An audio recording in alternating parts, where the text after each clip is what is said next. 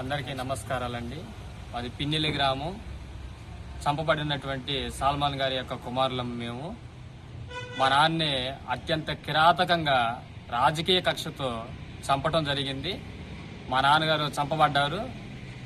అయితే నిన్న ఒక నాయకులు గారు అన్నారు, సామాన్యుడే చనిపోయాడు, వారి యొక్క వ్యక్తిగత గొడవల వల్లే వాళ్ళు ఇలా చేసుకుని చంపారని చెప్పేసి అన్నారు.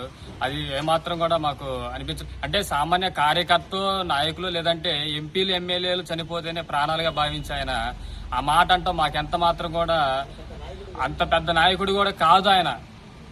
సామాన్యుడు అంటే సామాన్యుల వాటికి ప్రాణాలు కాదండి. మీరు అలా ఆ నాయకులు గారు అలా మాట్లాడటం చాలా బాధాకరంగా ఉన్నది. చంపబడ్డటువంటి కుటుంబం బాధిత కుటుంబంగా మమ్మల్ని ఓదార్చాల్సింది పోయి అవహేళనగా మాట్లాడటం ఎంత మాత్రం కూడా సమంజసం కాదండి. చంపబడ్డటువంటి కుటుంబానికి న్యాయం చేయాలి.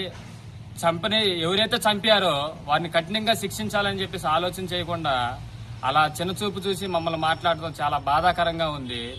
ఎందుకంటే మీరు చెప్పారు కాదంటలేదు, కానీ నాయకులు పెద్ద పెద్ద ఎంపీలు ఎమ్మెల్యేలు చనిపడితే ప్రాణాలుగా భావించి చిన్న చూపు చూసి చనిపోయినటువంటి కుటుంబాన్ని ఇలా హవరేయాలని చేయటం మాకు ఎంత మాత్రం నచ్చలేదు.